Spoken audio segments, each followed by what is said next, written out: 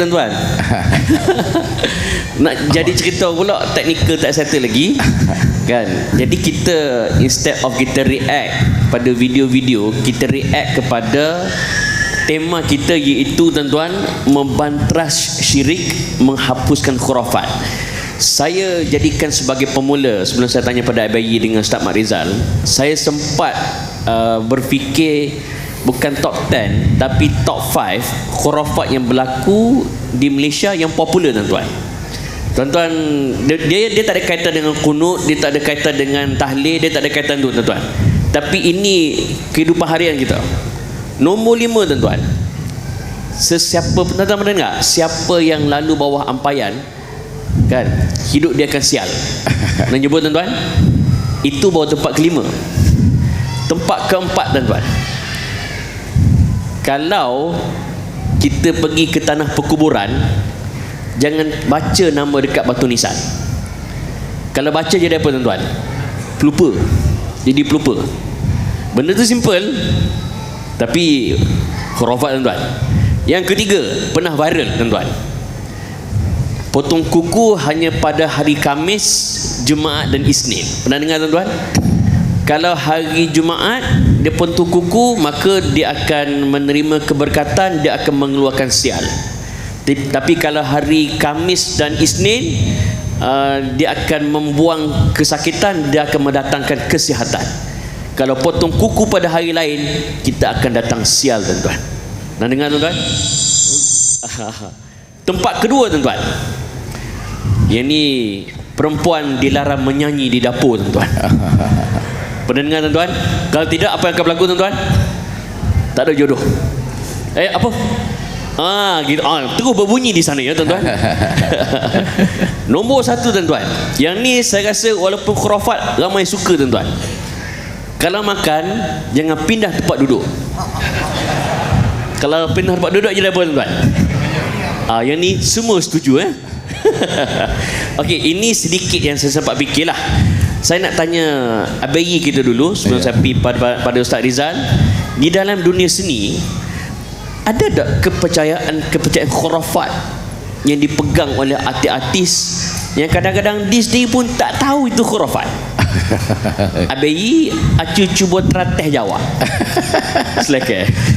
Baik, alhamdulillah. Assalamualaikum warahmatullahi wabarakatuh. Terima kasih semua.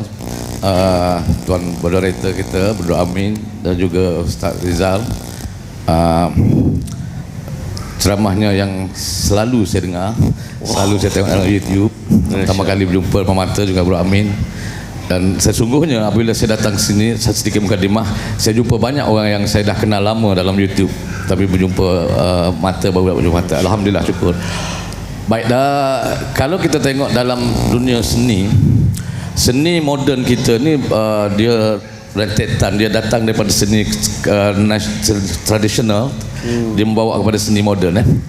Jadi istilahnya dalam amalan seni tradisional tu terlalu banyak dengan perkara-perkara yang dianggap atau dikatakan khurafat itu tadi, kan. Jadi dia apabila masuk seni moden, dia terheret, dia terbawa. Itu sikap orang kita, kan.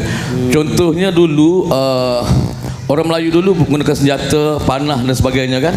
Tetapi setiap kali panah tu ada bacaan-bacaan tertentu dia sebelum dia lepaskan panah. Bacaan-bacaan dia yang kita tak tahu apa bacaan dia, kan. Tapi bila orang Melayu pertama dapat senjata api menggunakan peluru, masih amalan bacaan itu dibawa kepada senjata moden. Contohnya dalam satu teks tentang senjata api Melayu, peluru yang kan dulu peluru dimasukkan terus dalam muncung senapan, kan. Peluru tu dikulum dulu, dia punya fatwa. Sungguh, iya. Dikulum, dalam kuluman tu dibaca tentu dan tidak boleh lagi dipegang. Dia terus lepaskan. Boleh lepas. Jadi artinya sama juga dalam seni kita daripada yang lama, tentunya seni tradisional yang lama. Kalau di Kelantan ada Mak Yong, ada yang Kulit dan sebagainya, tentunya dipenuhi dengan petua-petua yang ada nilai-nilai karut-karut tadi itu kepada seni moden. Artinya daripada itu mula masuk bangsawan. daripada Mak Yong pergi bangsawan. Bangsawan masih lagi mengamalkan sebelum masuk ada ritual-ritual tertentu. Sehingga kan ke dalam seni persembahan moden, teater masih ada lagi perbuatan-perbuatan macam itu. Dalam pertandingan teater khususnya pada ketika itu kita akan jumpa macam-macam. Sirih yang diletakkan di belakang pentas, telur ayam semuanya. Belum start teater lagi dah ada kumpulan yang dah jatuh pengsan. Yang ada. Sehingga kan kepada apa sahaja dalam orang Melayu, permainan bola sepak, belum bermain lagi, orang dah jatuh dah tianggu ada. Artinya benda-benda macam ni terjerat dalam semua hal berkaitan dengan kehidupan manusia kita, apatah lagi dunia seni yang kononnya untuk nak menjaga persembahan itu supaya tak diganggu dan sebagainya. Tetapi percayalah bahawa asal kesenian kita hanya adalah cerita saja. Asal dia cerita ya. Mak Yong datang cerita saja Mak Yong. Yang ritual ke mana dia datang kemudian, tak tahu berapa lama kemudian baru dia masuk ritual tu. Artinya ritual ni adalah datang benda-benda yang datang kemudian. Benda-benda yang dianggap bertentangan dengan agama ni dimasukkan kemudian. Bukan datang. Wayang kulit dia datang cerita daripada hikayat Mahabharata dan Ramayana. Itulah cerita dia. Tetapi ritual tu tidak ada dalam kitab tu. Asalnya tak ada. Artinya segala ritual-ritual yang dianggap penting itu adalah datang kemudian daripada masyarakat kita ketika itu. Okey, Merah. Setakat ni. Sikit lagi sebelum pergi boleh. pada Sama Rizal. Boleh. Selalunya orang seni ni dia menggunakan alasan seni. Tak apalah. Okey. Contoh, ni bukan khurafat, contoh nak pegang-pegang lelaki perempuan bukan mahram. Tak apa, seni. Okey. Apa lagi? Nak buat cerita hantu hak benda mengarut sampai tahap hantu pun terkejut. Kan? Setan pun tak setuju kan? Yeah. Tapi tak apa, seni itu satu justifikasi untuk menghalalkan satu benda. Dalam konteks tu saya rasa mengikut konteks, pada saya lebih percaya mengikut konteks. Dalam konteks yang bagaimana kan, sebab hukum pada saya adalah jelas. Hukum tidak boleh bersandarkan takut-takut berlaku kalau berlaku macam tu kan, kalau macam tu hukum dah jelas. Jadi kalau jelas adalah jelas, tetapi kebanyakan kita sebenarnya tidak jelas, iaitu yang timbul masalah kan. Okey, dalam konteks lakonan, Ustaz dah cerita lakonan kalaulah watak seorang isteri dan suami selepas semayang tidak boleh bersalam. Jadi ya, dia bersetuju dengan saya. Ya. Ada syaitan. Sekiranya kita meletakkan bahawa tidak boleh bersalam sebab tapi dalam konteks dia suami isteri, akhirnya ini yang tak sedar. Akhirnya kita menunjukkan bahawa satu hubungan kekeluargaan yang tidak benar adalah Islam. Kita tak boleh salam. Kita tak tunjuk pun suami salam. Suami nak pergi kerja, suami salam. Kita sudah tidak menunjukkan bahawa itulah kekeluargaan dalam Islam. Kerana ada halangan-halangan macam ni. Tetapi dalam konteks yang macam mana dibenarkan? Seperti mana kita melihat konteks bersentuhan lelaki perempuan suami isteri membatalkan sembahyang ataupun tidak, itu kan masih menjadi satu perbincangan ya. Begitu dalam konteks lakonan, dia menerima sebagai lakonan.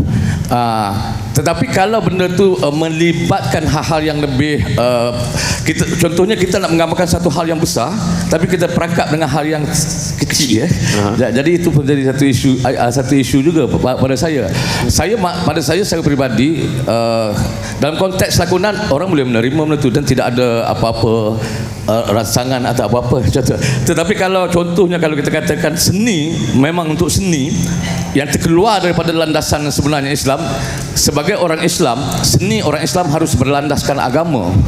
Sekiranya seni kita melanggar agama, dengan sendirinya dia bukan lagi menjadi sebuah seni kepada kita orang Islam.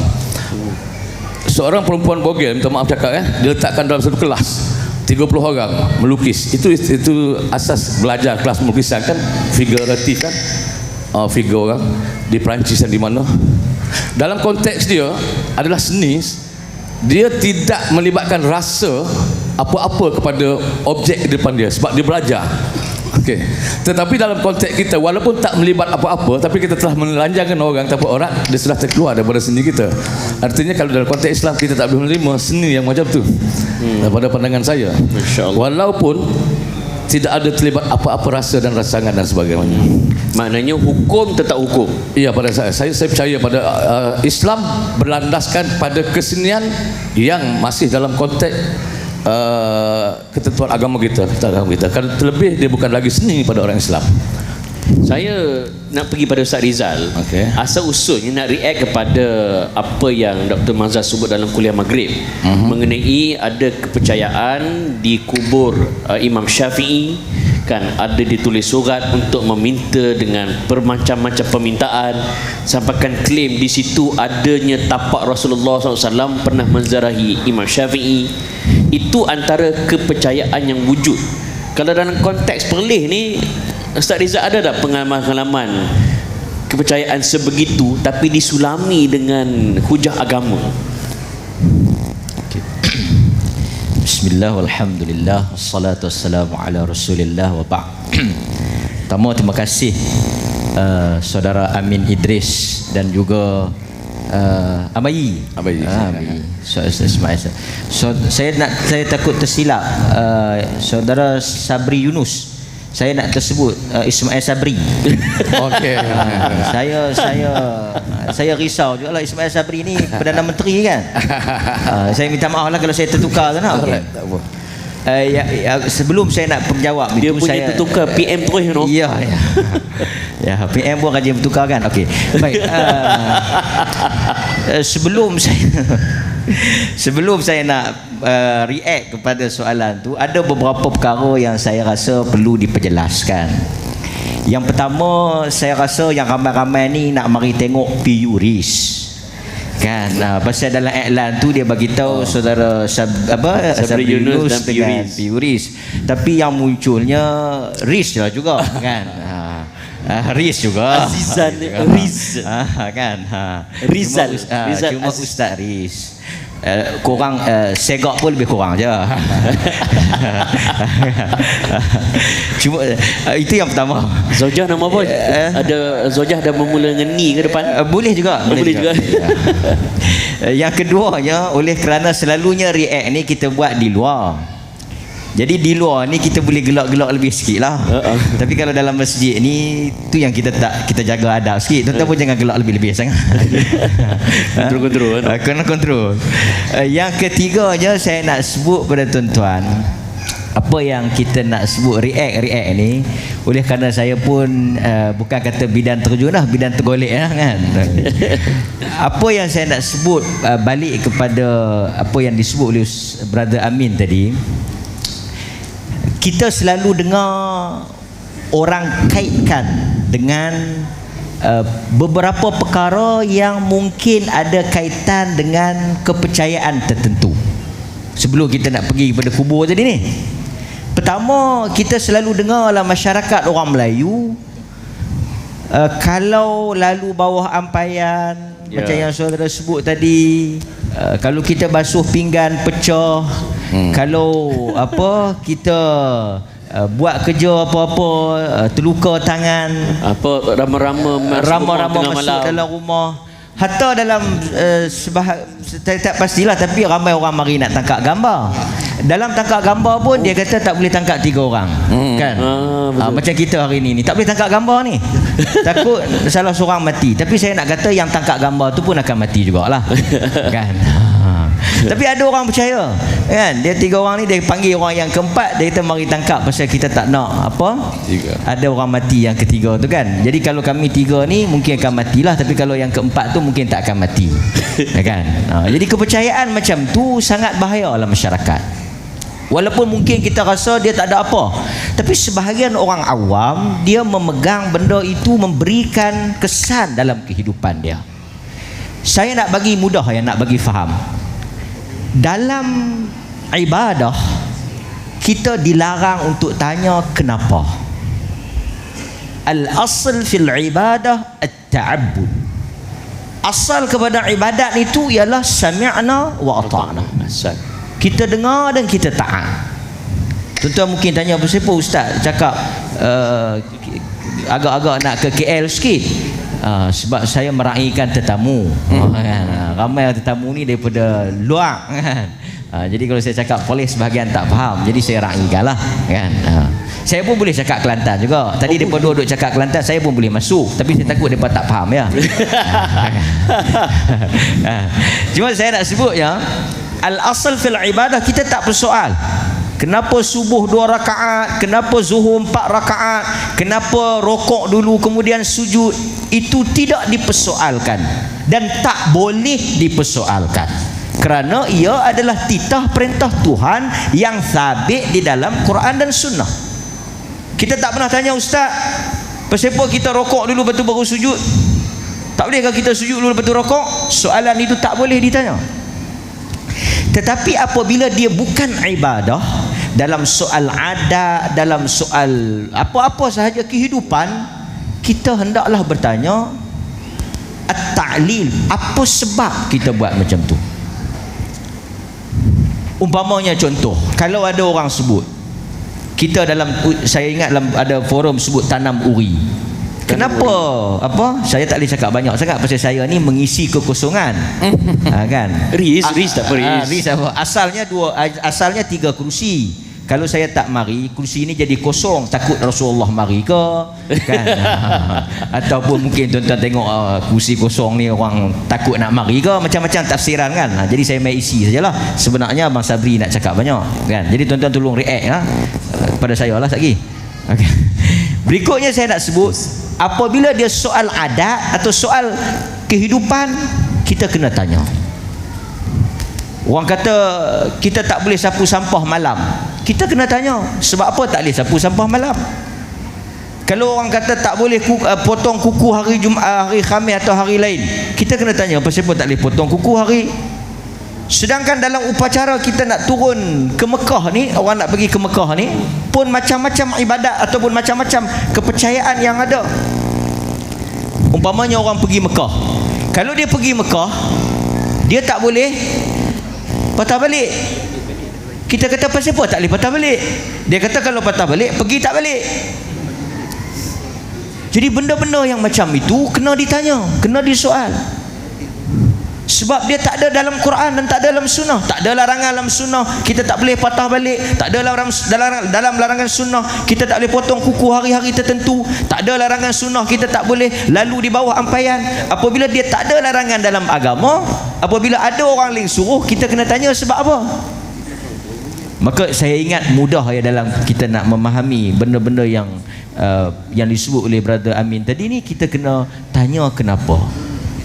Saya rasa barangkali ramai orang akan kata ini ialah kepercayaan kita tok nenek dulu. Itu ya. Pasal apa kita tak boleh tangkap gambar ni orang tua-tua dulu kata. Ni orang tua-tua dulu kata. Orang tua-tua dulu ni samalah macam jawapan yang diberikan oleh jahiliah, apa yang ma wajadna alaihi aba ana. Apa yang didapati oleh nenek moyang kami. Maka sebab itu hadirin mukminin, saya rasa itu react kepada sesi yang pertama. Tapi saya tak jawab soalan lagi. Soalannya Brother Amin suruh saya react Datuk Dr. Mufti. Oh bahaya. Okey, untuk itu kita tengok video ni dulu. Oh, kita tengok video. Okey, bagi yang tak nampak skrin kat sini, boleh buka phone masing-masing. Kita saksikan video ini. Jom.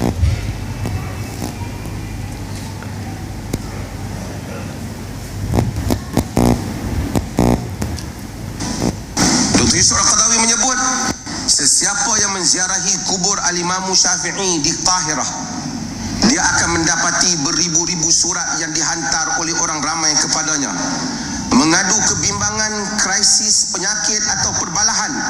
Apa yang terkandung dalam surat-surat itu secara terperinci akan terserlah kebenaran apa yang kami katakan, bahawasanya akidah tauhid yang merupakan intipati Islam telah ditimpa musibah sebagaimana yang menimpa kepercayaan umat terdahulu dengan kesalahan dan kerosakan disebabkan unsur syirik telah menyusup masuk lalu mencemarkan kesucian dan memesongkan dari wajah akidah yang sebenar. Al-Imam Syafi'i rahimahullah Imam Jalil, tidak ada siapa pertikaikan nasirus sunnah, pembela sunnah, imam yang agung, tetapi yang buat di atas kuburnya bukan dengan keredaannya. Ada hajat, tak dapat anak, tulis surat, wahai Imam Syafi'i, tolonglah supaya saya dapat anak, mintalah daripada Allah ke apa sebagainya supaya saya dapat anak. Penuh. Tuan-tuan pergi tengok, siapa pernah tengok. Lebih menarik, mereka akan tunjuk di kubur Imam Syafi'i itu ada kesan tapak kaki Nabi menziarahi kubur Imam Syafi'i. Dan ada orang Malaysia pergi ditunjuk inilah kesan tapak kaki Nabi menziarahi kubur Al-Imam Syafi'i rahimahullah. Dia percaya. Dia percaya. Itu yang dikatakan khurafat, karut marut. Okey, Abayi bila dengar apa yang Dr. Mazhar sebut tadi, apa yang Abayi boleh react kepada kenyataan tadi? Okey, ini memang daripada lama dulu pun kita selalu dengar Dr. Mazhar bercerita tentang hal-hal macam ni. Dan pada saya sudah jelas apa yang dia cakap sebelum ni pun tentang hal-hal yang macam ni kan. Tapi oleh kerana hal-hal yang macam ni masih lagi menjadi pegangan kuat orang kita, hal-hal yang bawah ampaian lah, duduk atas bantal lah, itu tak ada isu lagi sekarang. Tak mungkin tak ada isu sekarang kan, sebab makin lama orang makin percaya. Tetapi perkara-perkara yang dikaitkan dengan keagamaan, itu yang masih lagi tebal pada orang kita. Jadi benda yang Cik Mazhar tadi yang berkaitan dengan keagamaan, dengan bahawa ampal tu dia tak terkait dengan keagamaan kan, yang tu dah lama dah makin hakis, makin hakis. Orang mula sedar. Tapi apabila berkaitan dengan agama, orang pegang. Tambah pula pada saya, orang yang bawa tu jelas orang agamawan kan, sebagai wan. Itu yang sukar, itu yang masih susah untuk kita lepaskan dan buangkan, sebab dia datang sekali dengan agama tu, sekali dengan ibadah tu, sekali kepercayaan dengan agama. Itu yang saya faham daripada apa yang disampaikan oleh Dr. Mazhar, itu perkara yang berkaitan dengan agama masih lagi yang dianggap amalan budaya kehidupan, telah termasuk dalam budaya agama, menjadi budaya agama. Kerana agama tapi membudayakan dalam agama kita. Itu menjadi perkara yang paling sukar dan berakar umbi, berdarah daging dalam kehidupan masyarakat kita daripada dulu dan sekarang. Tetapi yang tidak berkaitan agama, kepercayaan tu orang boleh buang. Dah tak ada lagi dekat kampung saya orang kata duduk atas bantal bisu naik, dah tak ada lagi dah. Abayi bagi untuk pengetahuan tuan-tuan, Abayi mula berjinak dengan sunnah ni sejak kena Dr. Mazhar ataupun sebelum tu lagi? Okey, saya pun tak tahu, saya tak tahu sunnah tu. Awalnya tak tahu pun. Saya tahu sunnah tu. Sebenarnya dalam tahun 69, ketika itu umur saya baru 8 tahun, ayah saya, adik ayah saya meninggal di hospital dan ayah bawa balik ke kampung kami. Adiknya kampung lain, jadi dikebumikan di kampung kita lah. Pada ketika itu di kampung saya 60-an masih lagi ada orang tunggu kubur dan sebagainya kan. Malam pertama tunggu kubur, tahlil di kubur pun. Lepas tu baru tahlil kat rumah kan, dan tunggu kubur dalam masa 7 hari dan sebagainya. 40 hari semua tu lah. 40 hari semuanya. Tetapi bila adik ayah meninggal, makcik saya tu dalam tahun 69, ayah sudah mula tak buat tahlil di rumah. Jadi saya berasa pelik. Orang lain buat pelik.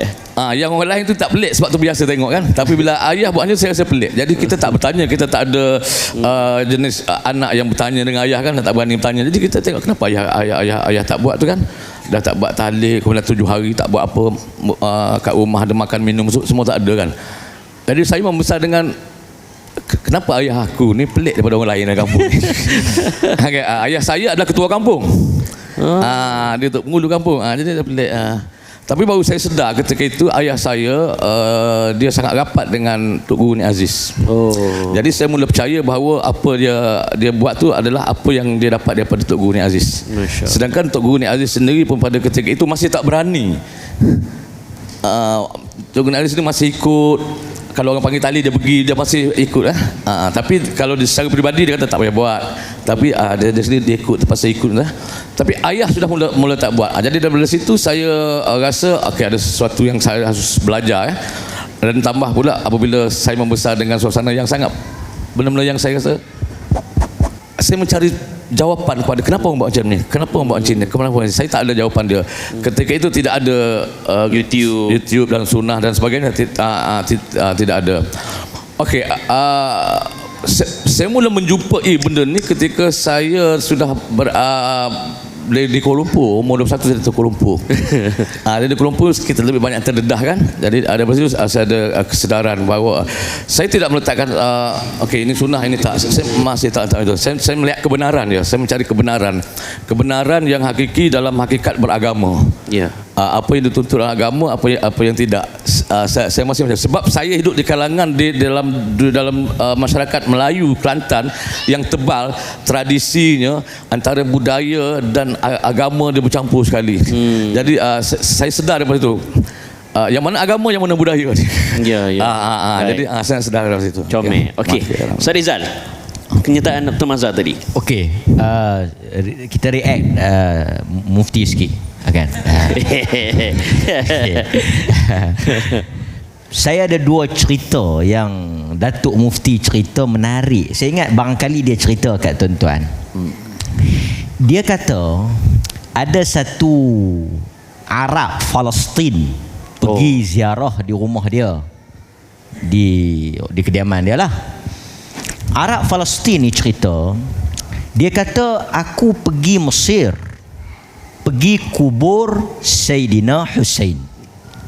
Bila aku pergi, dia cerita dekat Datuk Mufti ni, dia kata bila aku pergi kubur Sayyidina Hussein tu, aku nampak ramai lah orang pergi minta hajat. Hussein ni Kena bayar lah. bayarlah dia punya hajat tu kan, bukan free.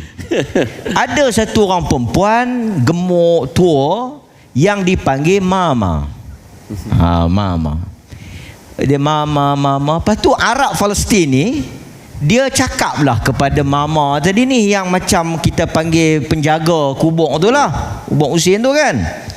Dia kata, Mama, minta dengan Allah, bukan minta dengan Hussein.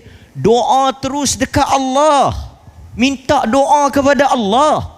Dia sebut yang tu ya, bukan dia sebut tahlil tadi ni. Dan dia kata bukan Palestin tak ada. Dia kata tak ada, Palestin tak ada. Cerita tu. Makna mutawatir lah, bukan saya seorang lah. Kan?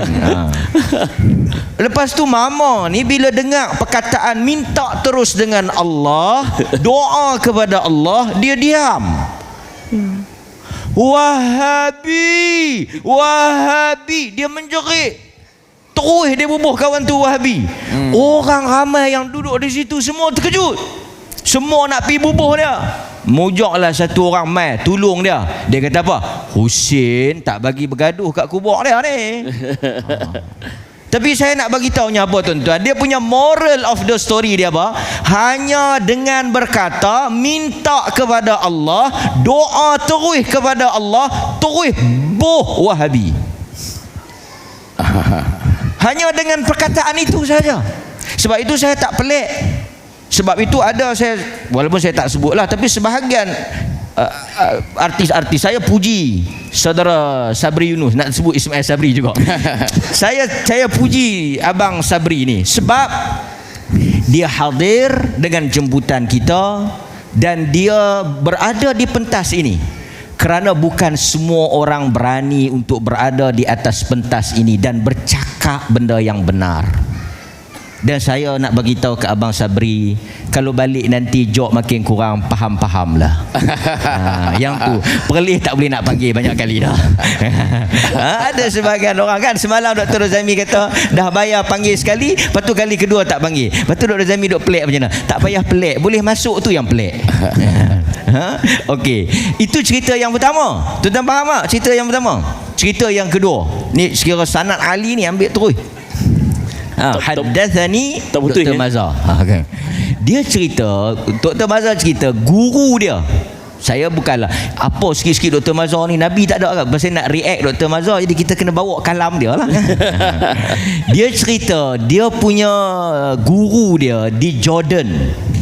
Ada satu orang tokoh pengkaji hadis, tak silap saya Walid atau Wali Hani. Jadi kawan ni dia buat satu kajian, dia pergi ke satu kubur. Tuan-tuan tahu kubur siapa? Kubur yang didakwa kubur atau bukan kubur, lubang. Satu lubang yang disangka akan keluar Mahdi daripada lubang tu. Ya. Lepas tu Syekh ni guru pada Dr. Mazhar ni pergi tanya kepada penjaga lubang tu. Dia kata Mahdi ada. Dia kata Mahdi ada. Mana? Dalam lubang ni ya. Lepas tu dia tanya, hang rasa-rasa lah Mahdi akan keluar ada daripada lubang ni. Yang jaga lubang tu, hang rasa-rasa Mahdi akan keluar ada daripada lubang ni. Dia kata, kalau Mahdi keluar pun aku katok bagi dia masuk balik. Siapa? Dia kata, siapa hang nak katok dia bagi masuk balik? Dia kata, kalau Mahdi keluar lubang ni, tak ada Mahdi, aku tak boleh cari duit lah. Tak ada bisnes lah. Tak ada bisnes lah. Saya bila dengar cerita Dr. Mazhar, saya terfikir, daripada aku duduk ceramah teruk-teruk, aku pergi korek lubang tak mana-mana, aku kata Mahdi kan keluar kot lubang ni. Jadi siapa yang nak mai jumpa Mahdi, abang kat saya pergi abang kat dia. Tapi takkan abang saja. Lubang tabung duk ada. Jadi tuan-tuan nampak tak? Sebab itu kita nampak, sikit saya nak sebut, Husain ada satu ya. Nabi-nabi ni pun semua kita mengaji seorang ya. Tapi mai tang kubur, puluhan kubur. Pasal apa duk agak-agak? Pasal itu dia duk kata palih nak mai tak ada apa, palih nak mai tak ada apa. Jaga-jaga, palih sehari dua lagi ada gua Ashabul Kahfi. Apa lagi tuan-tuan mau? Semua yang ada tu kita akan buh dia palih. Gua Ashabul Kahfi, Parik Ashabul Ukhdud. Apa kapal Nabi Nuh ada? Kapal Nabi kita boleh buat bagi ada. Lepas tu tuan-tuan hampa nak pergi mana? Bukan perkampungan sunnah, kami nak pergi Gua Ashabul Kahfi. Di mana? Di Palih. Kita ada Gua Kelam, tukar nama daripada Gua Kelam. Orang tak pergi, tak ada duit. Ashabul. Kalau kita buh Gua Kelam, tuan-tuan pun tak teringin nak pergi. Buh Gua Ashabul Kahfi, beratung. Demikianlah saya nak sebutnya tuan-tuan, sebahagian amalan khurafat kubur Imam saat lagi dia akan keluar dia kata tengok depa duk kata kat Imam Syafi'i. Semua ni tuan-tuan dalam pakit kita ya, duit punya pasal fulus. Kalau kita dia sekarang ni tuan-tuan travel dia tak pergi ke Mekah dah. Abang Sabri pun tahu, dia cerita kat saya, adalah off record kan, benda-benda yang bahaya ni kita tak boleh sebut tang ni. Sebahagian golongan artis ataupun sebahagian golongan selebriti sekarang ni ada kecenderungan pergi ke mana? Tarim. Pergi mana tuan-tuan? Tolonglah cakap biar sama-sama kena. Ni saya yang duk cakap, masuk ke dalam pun saya seorang. Baiklah kita sama-sama kena. Ada kecenderungan pergi ke Tarim. Ya, Tarim. Pergi ke Tarim. Travel pergi ke Tarim, pergi ke Hadramaut. Ada tuan-tuan tengok video kan? Ada Nabi Nuh. Tuan-tuan tengok ada video kita ada Nabi Nuh. Nabi apa? Nabi Hud dah. Nabi Hud. Bukan silap nak tengok, tuan-tuan dengar tak dengar? Kan? Nabi Hud dalam tu. Jadi tuan-tuan nampak tak? Orang sekarang ni dia tak ada kira Makkah, Madinah kan. Hadis kata jangan kamu susah payah pergi Mekah, Madinah apa semua, Palestin, Aqsa kan. Ada Nabi sebut Tarim? Ada satu hadis Nabi sebut Tarim? Tak ada. Tetapi benda ini diada-adakan kan.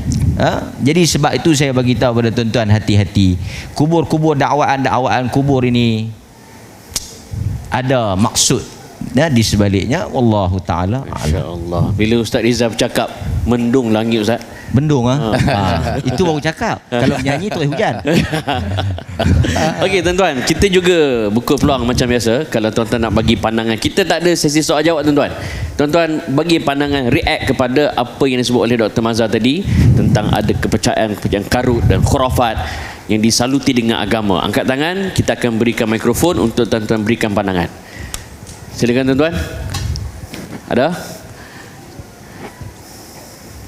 Kalau tuan-tuan nak kongsi. Ya, silakan. Mikrofon.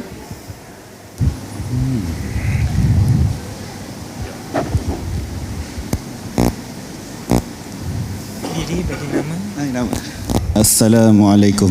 Salam. Nama saya Ahmad Zuhdi. Asal Kelantan. Kelantan. Tapi di Gombak lah. Tapi kita standard tak? Oh, standard lah. Dah. Dekat tu Kelantan Gombak. boleh. Cerita je lah pengalaman kalau di Kelantan ni. Baru-baru ni bapa saudara saya meninggal lah.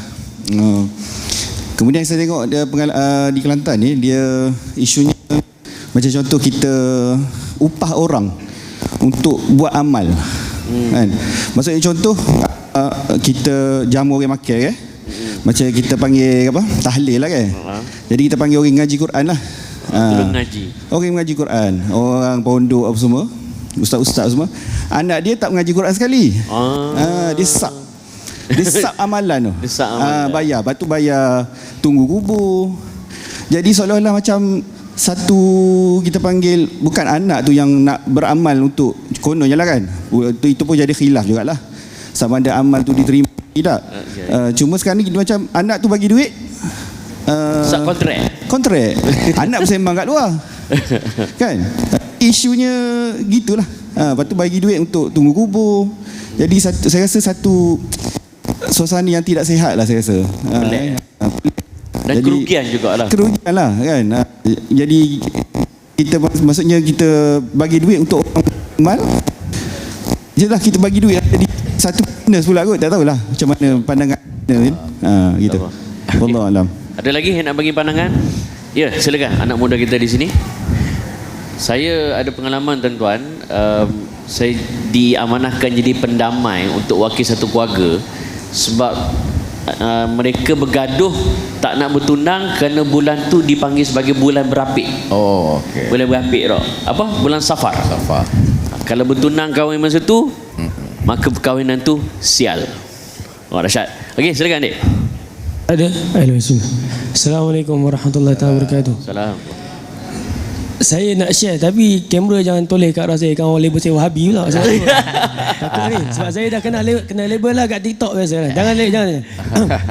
Blur. Baik. Talah kat saya tak apa? Kau belakang. Kau belakang boleh ya. Saya ada pengalaman duduk sekali dengan, saya tak naklah label kuburiun sebab nanti sebab saya pun asal daripada mereka juga, datang qasidah semua. Alhamdulillah. Ada satu term yang buat saya berfikir untuk tidak lagi hadir kasidah ke kubur. Antara kasidah ke kubur yang selalu dipopularkan adalah Allah Allah ya Allah la nabil qabul. Saya bekas lah sebiji lah bunyi. Tapi kita bukan nak cerita bab kasidah tu. Itu syair ke apa berterpulang. Ada satu term ustaz belajar hadis. Dia kata pegang ni apa batu tok ni basah, ni tanda dia Allah rahmati dia sebab kita ziarah dia. Ya salam ya habibi, apa benda ni kan. Jadi bila start pada tu saya jadi macam aduh, time tu kita cuak datang kubur minta, sebab kita dah awal-awal daripada sekolah tak boleh datang kubur minta kat kubur daripada sekolah kan, daripada kafar belajar tak boleh minta kat kubur. Tiba-tiba umur 13 tahun time tu datang Allah Allah ya Allah la nabil qabul. Tiba pegang ni Tok Wali ni Allah terima dia sebab basah. Time tu hujan ustaz. Tu yang basah tu. Ya salam. Ya tu salam. InsyaAllah. Terima kasih dek. Jangan risau, muka anda akan diblurkan. Ada lagi ke? Awak buat saya takut lah.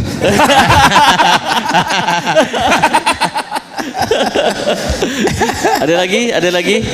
Ya, kita ada di sebelah Muslimah.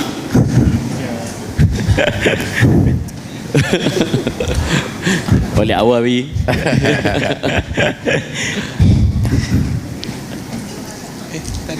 Tapi hikmahnya tuan-tuan, orang yang berfikir dia akan sedar. Orang yang ikut buta tu yang tak sedar-sedar. Silakan. Ada? Mana? Kau tak ada dah? Ada? Silakan. Kita blur muka. Ni nak kongsi pendapat? Ada? Ada. Tak ada? Ayah ni. Tak ada? Okey. Perempuan jangan risau. Wanita bercakap dia tak khurafat, insya-Allah. Nak piuri tu. Sebenarnya saya nak tanya ni, saya menggigil dulu ni. Menggigil pada saya ni. Sebab saya bukan orang sini. Saya kayu basikal daripada Melaka sampai ke Perlis hari ni. Alhamdulillah. Jadi bukan di dalam masjid ni saya cakap ni. Tapi pertanyaan ni memang saya kena tanya sikit lah dengan ustaz, dengan panel. Kerana saya datang daripada Melaka, jumpa dengan kawan di Manjung. Kebetulan dia nak Manjung tu, dia ajak saya makan lah. Dia kata malam ni awak tidur rumah saya, besok awak barulah kayu balik. Habis saya kata, saya biasa nak dekat masjid atau surau. Habis saya tanyalah dekat masjid, dia kata kawan saya ajak tidur rumah dia. Macam mana ni, saya memang tak biasa tidur rumah orang kan, tidur masjid dan surau. Tiba-tiba malam tu saya tidur rumah dia. Pagi tu dia sediakan makanan untuk saya, tapi makanan tak dimasak di rumah dia. Dia beli di kedai. Masa dia naik motor tu, dia pergi kedai, dia lalu, mungkin dia lalu bawa wire lah, wire elektrik kan. Tiba-tiba monyet berak dekat baju dia. Okay. Dia kata dia berpuluh tahun dekat situ kata. Dia lalu pergi balik dia tak kena berak. Okay. Tapi saya datang rumah dia, tiba-tiba itu berak baju dia. Maka tuan dia anggap sebagai Jadi dia tanya dia balik. Maaf ya tuan-tuan. Bukan saya nak aibkan kawan saya, tapi saya nak tanyalah berkenaan syirik dan khurafat.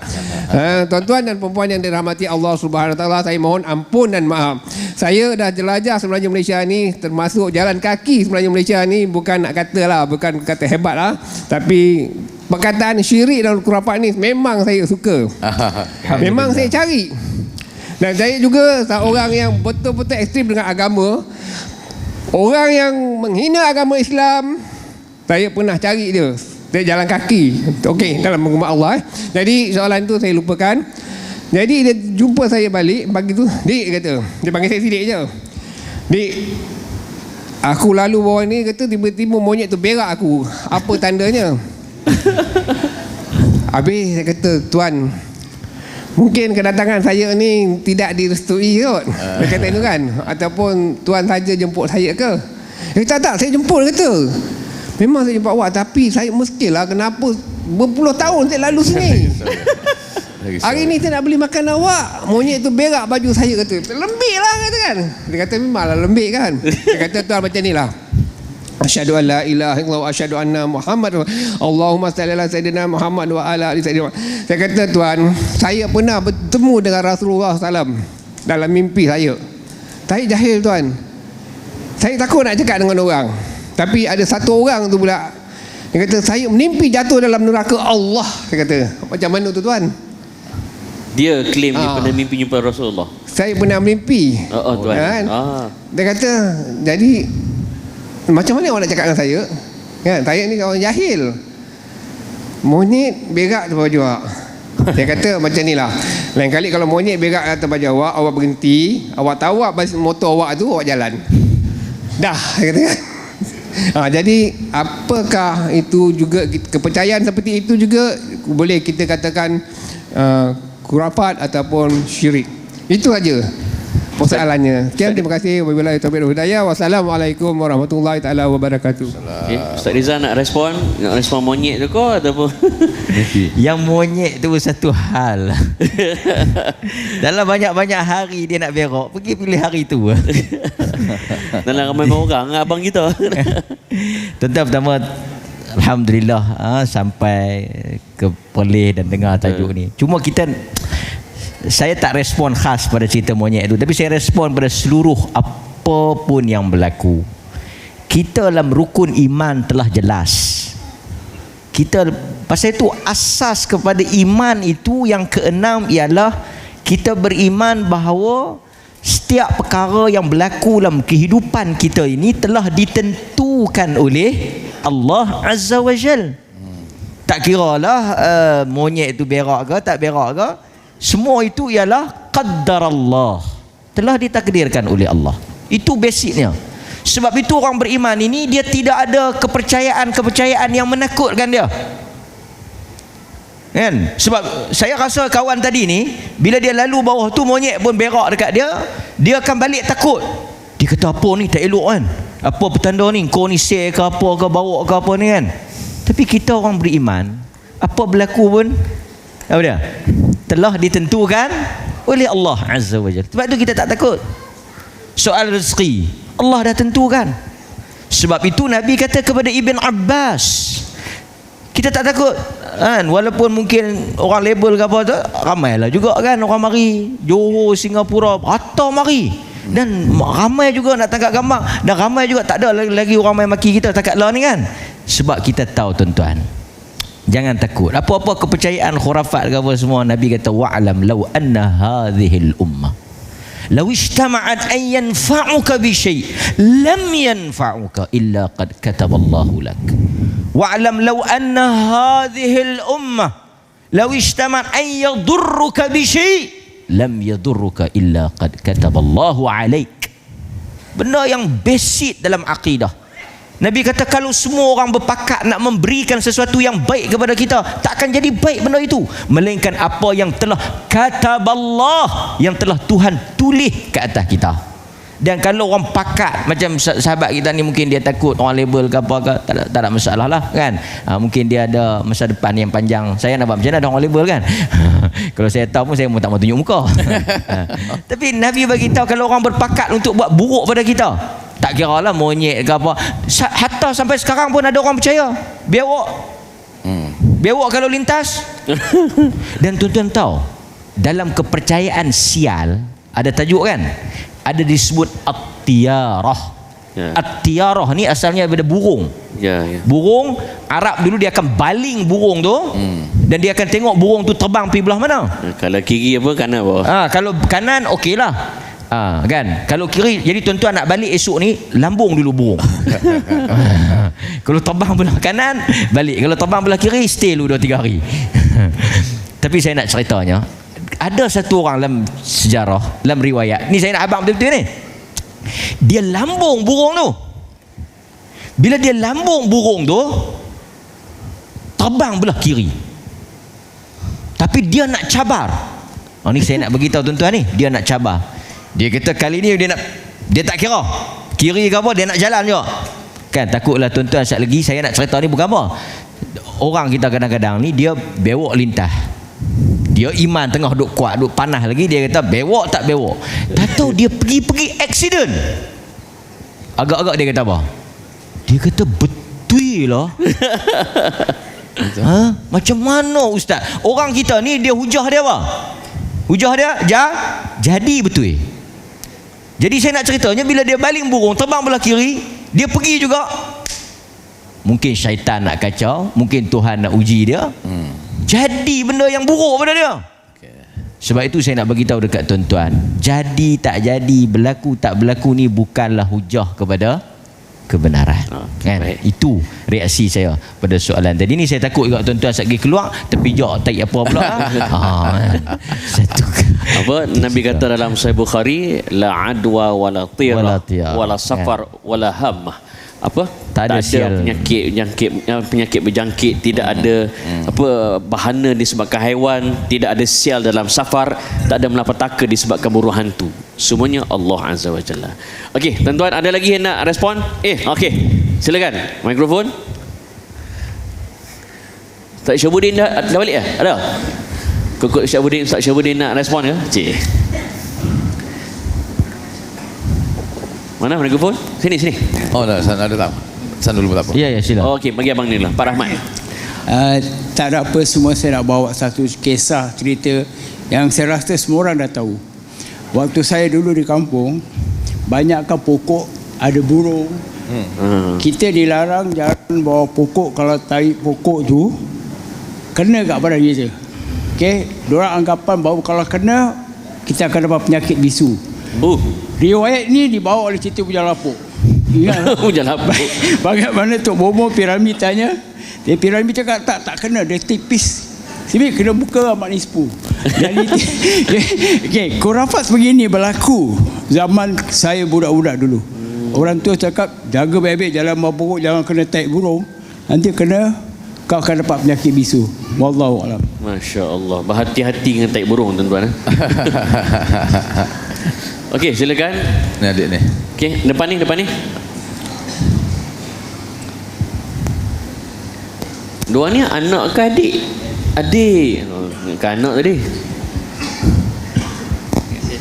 Silakan Tuan. Assalamualaikum warahmatullahi wabarakatuh. Salam. Jadi kan react Dr. Mazhar tadi kan. Ya. Jadi mungkin ada sebahagian pentaksub sebab kita di sini membantah syirik dan menghapus khurafat kan. Jadi semalam dah sebut taksub juga salah satu punca syirik. Jadi mungkin ada yang taksub pada Dr. Mazhar dan Dr. Mazhar pun dah sebut yang Dr. Mazhar berlepas diri dan begitu apa asatizah yang lain. Jadi apa tadi nak cakap? Lupa yang pertama sekali saya nak sebut tadi doktor Ustaz Amin Ustaz Mat Malaya Ustaz Rizal Ustaz Riz Cakap itu lebih tepat. yang kalau bercakap mendung kan, kalau menyanyi hujan, yang tu termasuk khurafat betul? Tak, saya nak tolong bersihkan nama. Sekejap lagi ada orang komen tu Ustaz Mat Malaya, Ustaz Mat Rizal, tolong buat sebarkan khurafat sekali. Betul Ustaz? Menyanyi dia buat disclaimer hujan. Saya tolong bersihkan lah.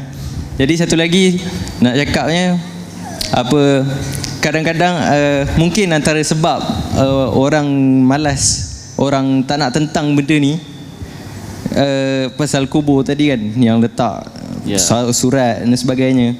Saya rasa antara yang penentang postman lah. So, dia tukar hantar, jadi dia dapat duit. Jadi ya memang banyak sebab orang tak lawan khurafat ni sebab duit lah. Jadi itu saja daripada saya. Bisnes okay. Terima kasih. Punchline tu hampir-hampir kenal. Hampir ya.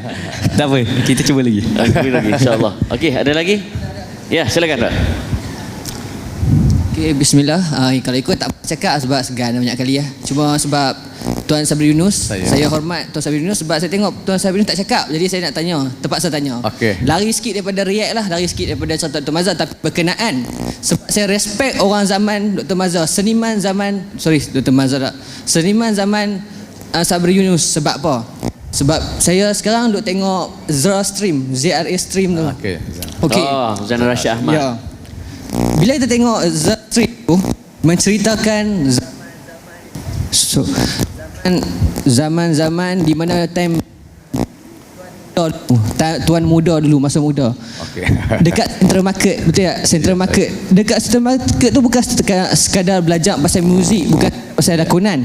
Tapi ada satu benda yang beza pada orang baru adalah ideologi. Kena bangkit ideologi Okey, ideologi. Bila Zara tu saya lupa nama dia panjang. Zainal Rashid. Zaman tu ada yang atheist.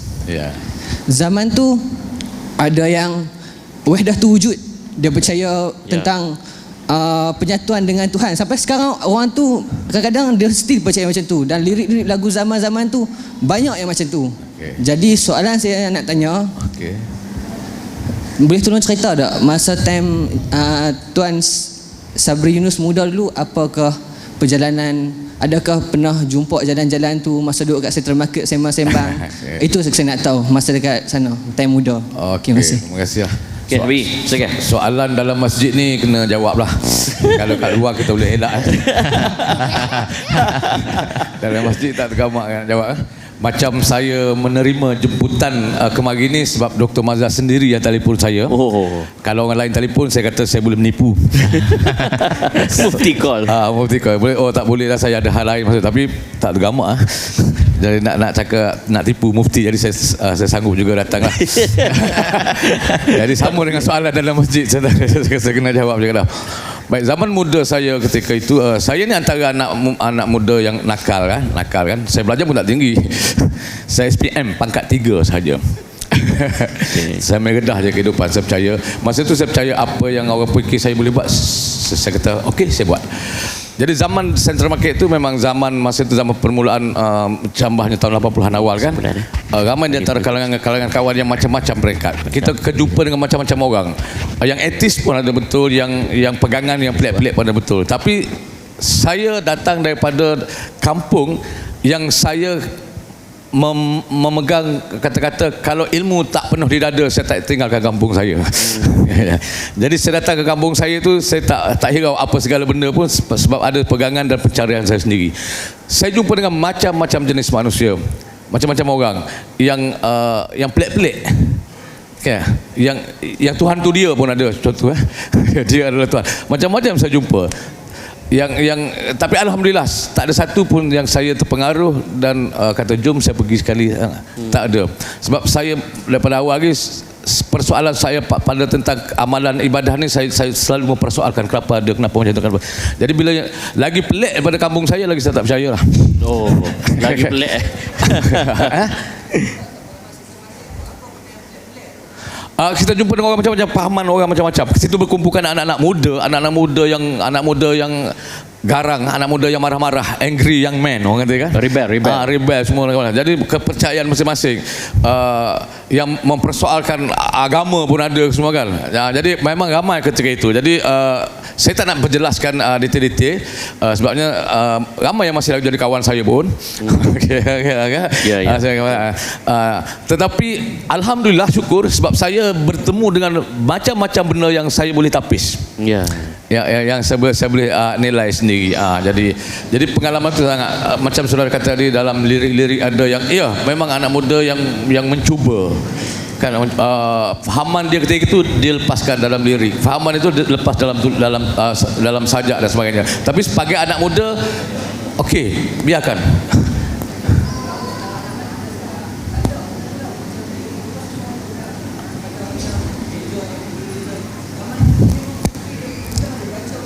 Ya betul. Saya percaya ini pandangan peribadi saya kan, perubahan era zaman itu sendiri menyebabkan pembentukan pemikiran anak muda. Kalau kita tengok zaman dulu, zaman susah, lahirnya pemikiran yang baik, seniman yang bagus daripada tekanan hidup.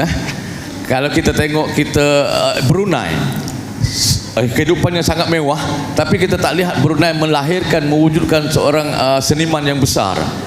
Sebab seniman yang besar lahir daripada hidup yang susah, tekanan, stres membuatkan dia berfikir. Indonesia lebih banyak daripada Malaysia pemikir dan seniman yang besar sebab dia lagi tertekan hidup dia. Jadi saya mengambil kira bahawa zaman itu dengan zaman sekarang, anak-anak muda lebih selesa sekarang. Lebih selesa, jadi tidak lahir kreatif yang seperti kita tengok ketika itu, zaman itu. Saya percaya macam itulah. Baik, terima kasih Abi. Maknanya cara hidup membentuk pemikiran. Okey, tuan-tuan, kita masa kesuntukan dan inilah sahaja sesi react untuk terakhir bagi perkembangan sunnah. Tuan-tuan, ucap terima kasih pada Abi. Okey, sama-sama. Terima kasih kepada Ustaz Riz. Terima kasih kepada semua yang bersuara sekejap tadi. InsyaAllah tuan-tuan, sesi react untuk perkembangan sunnah yang ke-8 ni, ini baru the beginning pula apa? The beginning tuan-tuan. InsyaAllah kita akan improve pada masa akan datang. Dan malam ini kita akan diikuti dengan kuliah maghrib tentang tajuk syirik hati, syirik khafi. Dan kemuncak pada malam ini kita ada forum penutup yang akan disampaikan ucapan alwan oleh Sahibul Samahah Mufti. Seterusnya forum panelnya adalah Dr. Abdullah Yassin dan juga Ustaz Muhammad Rizal Azizan, dan moderatornya ialah Dr. Abdul Razak Abdul Muttalib. Tuan-tuan dan puan-puan, sekian untuk hari ini. Saya tutup dengan firman Allah Azza wa Jalla, wa laqad ba'athna likulli ummatin rasulan an ya'budullah wajtanibut taghut. Diutuskan pada setiap umat itu para rasul untuk mengajak kita mengabdikan diri pada Allah dan menjauhi yang taghut, termasuklah syirik dan juga khurafat. Sekian, assalamualaikum warahmatullahi wabarakatuh. Assalamualaikum warahmatullahi wabarakatuh. Ya. Okey.